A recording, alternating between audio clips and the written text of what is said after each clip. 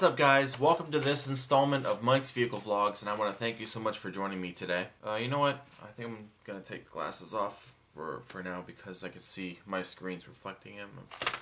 We'll just take them off for now. So as of right now, today is December 4th, and it's actually been well over a week since I did a vlog. I actually haven't recorded anything, which is very rare. I'm usually recording, you know, something at least once a week, maybe two times, I mean a couple times a week even. But, you know, all of last week I just didn't record anything.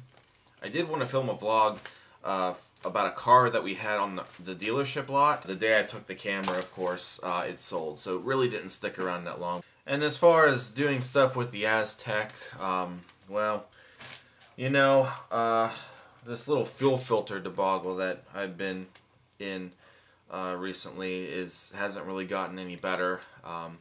I went to finish the fuel filter job over this past weekend. The weather was fantastic on I think it was this past Sunday. We were in the 60s, sun, full sun all day. I mean, it was just a gorgeous day.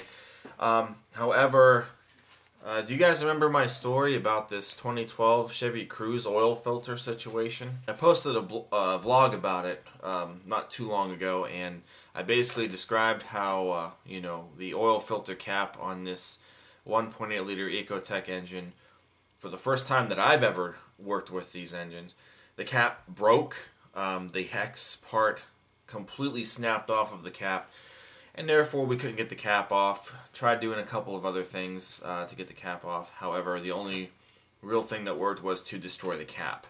And in destroying the cap, I destroyed a little stick with holes in it that I had no idea had even existed until we pulled the broken pieces out of this engine in that filter area. So yeah, this whole oil filter cap thing has just been awful. It was ongoing. I mean, that was about 3 weeks ago, maybe a little over 3 weeks ago, that I changed the oil in this car. Never had any kind of situation like this. Never had any problems after I've ever done an oil change. But needless to say, that night we had to replace this oil filter cap with an aftermarket cap. I won't name the company, but we had to replace it with an aftermarket cap. And then a few days later, I had to replace the stick thing, because the stick thing was actually a very important piece. It's called a oil filter adapter, from what the dealership said. But it's a very important piece, and I had to find that. And you can't buy that part anywhere. It's a GM-only part, I guess. And if you want that, you have to buy the entire oil filter housing assembly, and I don't want that. It's ridiculous.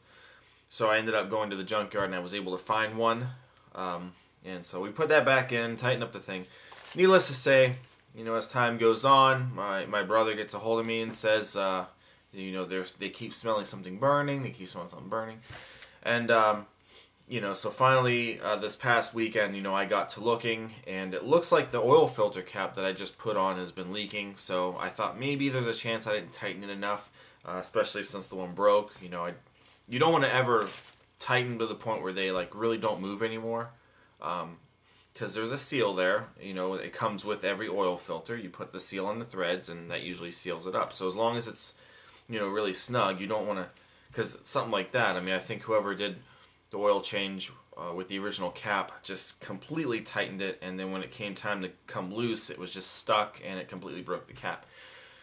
But anyways, so the, you know, I got to looking at it, and, you know, so I tried to tighten it up a little bit, but I noticed on this aftermarket cap, there was a seal at the very top of the cap. I wish I still had it. I wish I had filmed everything before, you know, going into this story, but I didn't.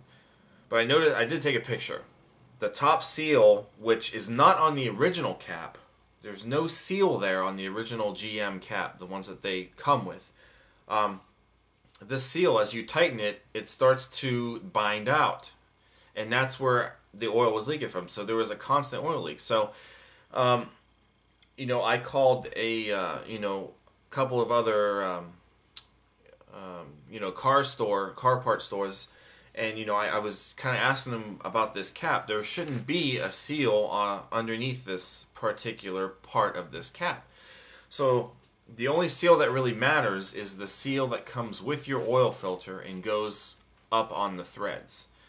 So the threaded, the seal that goes on the threads at the very top, that should be the only seal. Why there's one above that on the outer part of it, I don't know. So they suggested, no, maybe both places that I called suggested maybe take it off and try to snug it up then. It still didn't feel right. It really didn't feel right. Didn't feel like it was snugging up right. Turn the car on, the oil is just gushing out of the cap without the seal. Put the seal back on, same thing. It binds up, it's still leaking.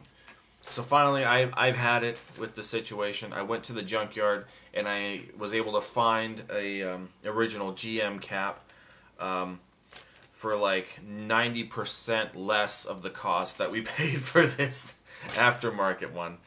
And then just today, my brother and I returned the aftermarket one and told him, you know, this one's either defective or it's just not right for the car. I was really surprised. But once the original GM cap went back onto this filter housing, it was dry as a bone. So, perfect. This situation is over. I am very glad.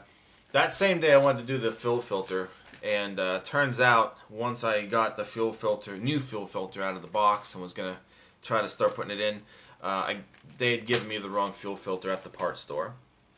So by the time that I ended up getting, you know, home and wanted to do the fuel filter, realizing it was the wrong one, going back, my day was just gone. The sunlight was going down, and yeah, and now it's freezing outside again. It's snowing, and so we're getting to the point of the year now where I'm not sure, you know, how much work I'm going to be able to do on the tech. Just because of the weather situation, this time of year, obviously work and stuff. The days aren't even the shortest that they can be at this point in time. So the days are only going to get shorter here over the next couple weeks. But you know, I'm going to try to do what I can. I definitely want to get the fuel filter hooked back up and stuff real soon. That way, at least over the course of the winter, I can go out there and run it. You know, obviously, but. I mean, for the most part, guys, this entire year, we did manage to do a lot with the tech. And these are all the receipts to prove that we had done a lot with the tech over this past year. We got off to a slow start when I started working on, or when I bought the tech. You know, I started early, but for a majority of the summer, of course, I had the wasp situation. Oh my god, the wasp situation. And so I couldn't really do anything with it. But then toward the end of the summer and started finding out where they were and stuff, it kind of gave me a chance to get rid of them.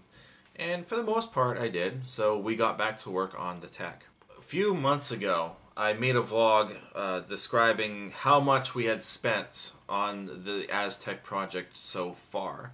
And at that point in time, there were only a few items that I had mentioned. We did the, of course, I mentioned the price of the Aztek, which was $400, not included taxes, not including the title fee. No, I'm not including that in this price. But the car itself was $400. It cost me $53 to bring the car home because we had to use a trailer to bring it from about an hour away from where we picked it up at. So we bought that right away. There was also the $220 that I spent on the head gasket kit and the head bolts. The head gasket kit and the bolts were sold separately, but I combined the prices. So right away, as soon as the car got home, I did buy the kit because I knew at some point in the future, near future, we were going to start working on it. So I had the kit ready. So $220 for that. Spent $15 on an oil cap, positive battery, post screw, the front hood shocks, the rear lift glass shocks, and the power relay cover. That was all one trip to my first trip to a junkyard for the Aztek, and I spent $15 doing that, getting all that stuff. Spent $35 on a horrible used battery, which I just recently got rid of, but we did spend $35 on it then, so that's counted on here. We also spent $50 on a 6-disc CD changer.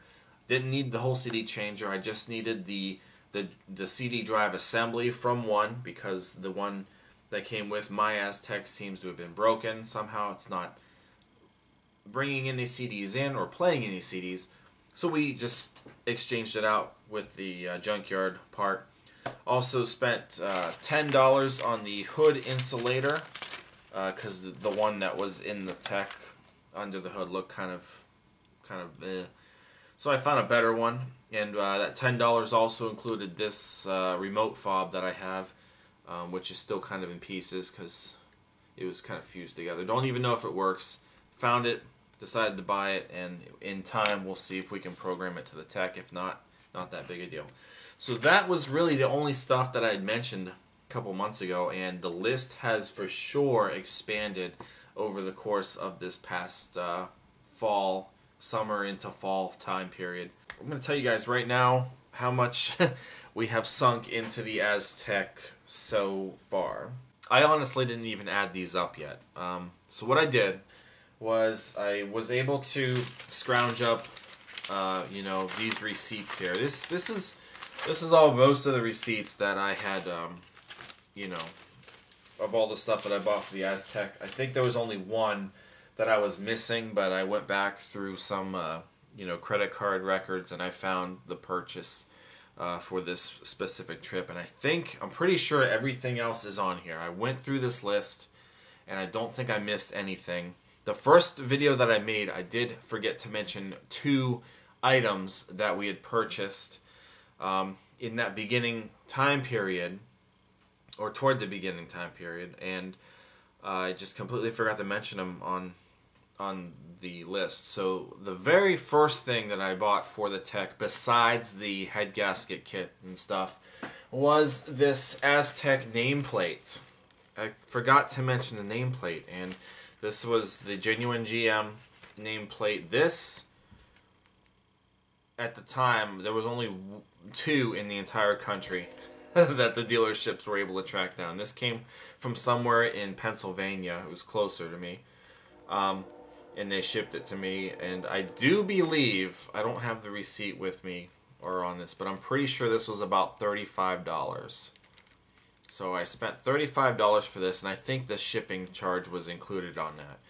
But we're not going to put this on the back window until it's actually like worthy, because if it ends up that this car is just, you know, not drivable or anything like that, I can put this on something else. If I buy another tech, I can put it on there. So we're just going to hold on to this for a little while longer. But that was $35. So I'm going to start adding up these old figures here so that way I can keep track of how much we're going to. $400 for the Aztek itself, $53 for the trailer rental, $220 for the head gasket and kit and head bolts, $35 for the nameplate. The oil cap that I did that first trip to the junkyard, that was $15. The used battery was $35. The 6-disc CD changer was $50. The remote fob and hood insulator was $10. So right now we're at $818 that I've spent, including the cost of the car and trailer and stuff like that, which I'll probably deduct at the end, but I just want to, you know, kind of give you guys like a grand total of this. In this list, I'm counting the parts, you know, themselves, which is the main thing for this list. All of the parts that I've put into the Aztek since I bought it, and, you know, stuff that kind of helped get it to run. I'm not talking like tools, I mean, because I could buy tools and use them on other things, some cleaners and stuff, but things like engine oil and, you know, the coolant and stuff like that, that'll be on here. But as far as, you know, the stuff like the mass airflow cleaner and stuff, I can use that on other cars, on other things. But these are strictly for stuff that is 100% devoted to the Aztek. The other thing that I forgot to mention in the first video, I think by the time I recorded the first video, I had to buy the back engine head, and I did not include that. So the back engine head we replaced, obviously, because one of the spark plugs were like bound up into the head, and the cost to have the plug removed and retapped and all that stuff would have been a lot more than the entire head was going to be getting it from junkyard. So that head was $50. I'm rounding all this up, by the way. I'm rounding it to like the nearest dollar or so. So if there's change involved in stuff, we're just going to round it up. So $50, that brings us to $868. Okay, so for the majority of the spring and summer, the Aztek had sat in pieces. And then finally, I think in July, is that when this is dated back to? July 18th, to be exact, we finally started making some purchases toward bringing the Aztek back to life and replacing other parts. In this case, we bought the power steering lines, which includes the sending line, the return line, and that little thing they call a cooler line, but it's really just like an extension on the return line. So, yeah, so we got all 3 power steering lines, and I also purchased the transmission fluid lines, which also includes a sender and a return line. So 5 lines total, and I spent $221 on that particular day. That brings me to $1,089. So with the transmission lines, I later found out that I was going to have to replace the fittings for the transmission lines. So I had to buy 2 fittings. One fitting was slightly different from the other one, and didn't find that out until the day I started replacing the lines successfully, which was months after. But needless to say, returned the one, got another one in place of it. It has like a chuck on the inside of it, so I'm not sure if it's the sending line or what, but either way, both lines were $15 a piece, so that comes to an additional $30. That brings me to $1,119. Then we destroyed my front engine head. So I had to buy another engine head, and that of course was another $50. $1,169. So once I started getting all of the heads situated, got the heads cleaned, got the valves and stuff lapped in and whatnot, it's time to buy our additional engine accessories. And by this, I am talking 2 exhaust manifold kits. The EGR tube, which I destroyed accidentally when I was taking the engine apart, 1 brand new oxygen sensor, and a pack of spark plug wires. 6 wires total. So this trip to the parts store cost me $360. I'm up to $1,529 that I've spent on this car since January. It was then that I realized too that I cannot use my existing exhaust crossover pipe to connect both exhaust manifolds together. So I had to go to eBay, and I was able to find a brand new GM exhaust crossover pipe for $99 exactly. That is what I paid. There was no change there. It was $99. So we are up to $1,628.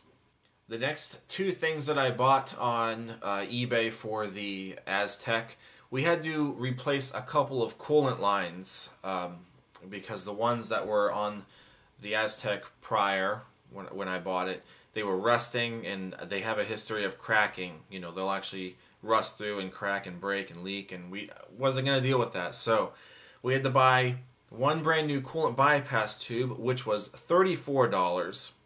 And then I had to buy the shorter thermostat bypass tube because, well, that one kind of got destroyed a little bit as I was trying to remove it to begin with. But it was rusty. It needed to go. So both of those lines were bought, and those, let's see, the coolant bypass tube was $34, and the thermostat bypass tube was $19. $1,681 so far is my total. I also had to buy 6 AC Delco spark plugs, double platinum plugs, part number 41-940. I had originally bought spark plugs with one of the other orders here. Turned out that they ended up being the wrong plugs, so once I returned those, got my money back, and I ordered 6 of these AC Delco plugs. they were a grand total of $32. So I'm up to $1,713. I had to buy 6 stainless steel nuts and 6 stainless steel washers because one of my exhaust manifold kits did not come with the fasteners. For what reason, I don't know. However, it was for my front exhaust manifold set. These were cheap. 6 of the nuts and 6 of the washers were $3. $1,716. The next thing on the list was the air filter, and that was $11. $1,727. The next thing on the list, which we still don't have completed, and we probably won't be completing this until spring, but it was time to do the brake lines, particularly ones against the firewall, because running them through the front, once the engine's put back together, you're not really going to be able to get to those lines that easily. So, ended up buying 6 brake lines. I just kind of grouped them together, but I bought 2 of one size, 2 of another size, and 2 of another size. So we got like 3 different pairs of brake lines. And this particular purchase also included 2 compression fittings. Sorry. But this trip to the parts store was $51, and that's $1,778 so far. Then we had to go back to the parts store and get an additional brake line and 2 inverted line unions. $14. $1,792 grand total. So once we were done with that, I also had to get 2 exhaust stud kits. Basically to conjoin the crossover pipe to both heads, and also had to get the studs for the back engine manifold to connect to the actual exhaust system, because neither of the kits that I purchased came with any of these studs. So I had to buy the studs, and I also bought the spark plug antices. I'm including it on here because, well, this particular pack was strictly for the Aztek, for the spark plugs. So the antices really wasn't that much, so it's not like it's making that big of a dent in this anyway. But this trip to the parts store was $17. So I'm up to $1,809. The next thing on the list is the engine block coolant passage plug, and this is because I had to delete the oil cooler on the Aztek once I found out that the coolant bypass tube that I ordered did not have an outlet for the engine oil cooler hose. So just decided to completely get rid of the oil cooler, and I had to buy a little, basically it's just a little fastener that just goes into the engine block where the hose would have come out to, and it keeps the coolant from leaking out of your engine block. This junkyard, which I drove all the way to Akron to, they did not charge me at all for this little tiny fitting, so didn't have to pay for that. My next adventure for this project here was the oil filter adapter, and it was basically the threaded piece that the oil filter screws onto on the actual engine block. So we had to replace that because the one that comes with the oil cooler, way too long. So I needed the original one. And this was 25 cents. How am I going to round that in there somewhere? Not really. I mean, it's 25 cents. So I don't want to round it to $1, and I can't really, say it was, So I'm not really going to include that at this time. But, 25 cents for that little thing, it is what it is. This junkyard trip, I also got 2 front floor mats for the Aztek. Those were $3. And I also bought the glove box handle, because for some reason the glove box handle in mine broke. So that was $5. That brings my total so far to $1,817. At this point, the engine's together, and we are finally going to get ready to run the engine, So we had to buy oil and the antifreeze and the seed foam, so I'm including all this. So 5 quarts of the 5W30 conventional oil, which is what I'm running in it, because we're just going to keep draining oil out. No need to spend money on the high-end stuff. 1 gallon of antifreeze and the 16-ounce can of seafoam all ended up being $61. So that brings me to $1,878. I did have to buy another gallon of coolant at some point, but I don't have the receipt, and I don't remember how much it was. So I'm not really sure if we'll throw that in here. I'm not going to throw it in at this time, but I did have to buy an additional gallon of antifreeze. I just don't remember offhand how much I paid for it. So we'll get back to that maybe at a later time.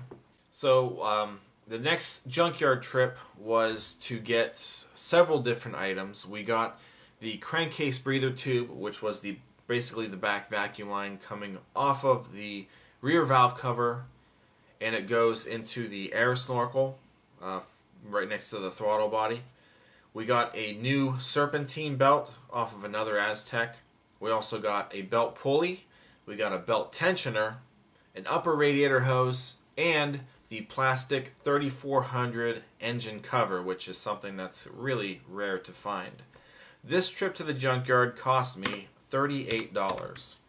So I am up to $1,916. Another trip to the junkyard shortly after, I got another belt pulley, different pulley, but we bought another pulley. Got another battery.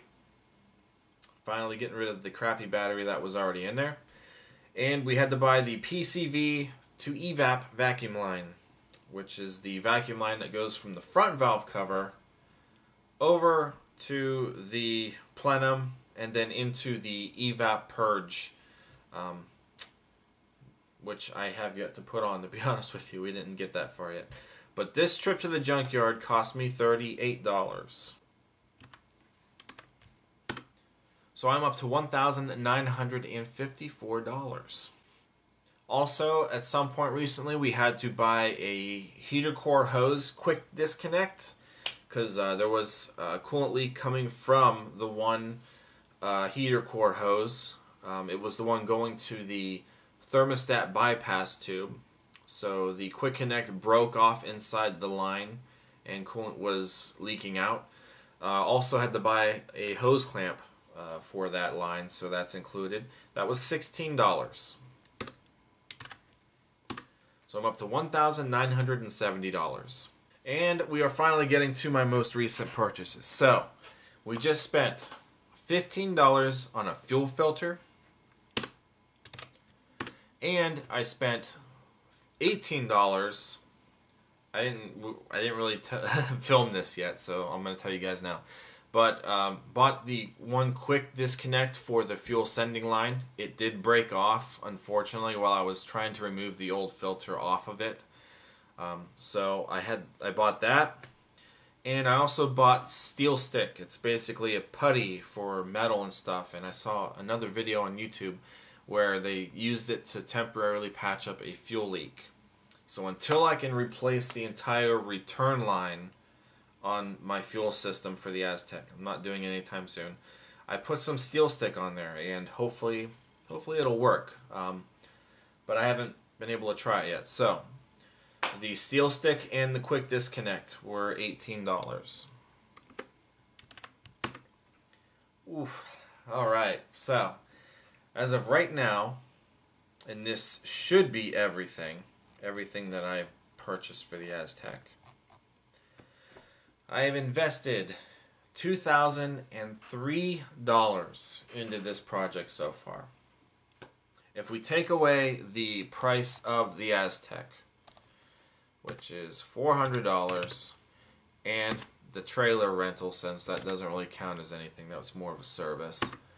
So I've invested $1,550 into parts alone for the Aztek. So that's a huge jump from where we last left off. And that credit card is hurting so bad. Now, it could honestly be worse. It could be worse in a lot of ways. Found a lot of things at the, junkyards and stuff that have helped a lot. Also, some of the parts that I purchased were through a retailer that offers discount to, employees of the dealership that I work at. So that's another thing that has helped. But I couldn't get everything that I needed from that retailer. The parts that I bought off of eBay I thought were fairly cheap. So I mean, I tried to find the best routes to take when purchasing all of the stuff so far for the tech. I know it's only a $400 car, and trust me, it feels like a $400 car now. But hopefully, trying to invest this much into the car and whatnot will really hope that it'll help the car live longer. I definitely would like to get as much time out of the Aztek as possible. I am putting a lot of work and energy and money into this project. But hey, it's running, so we have it running now. There's still kinks that we got to figure out, and I know this list is only going to get longer as time goes on.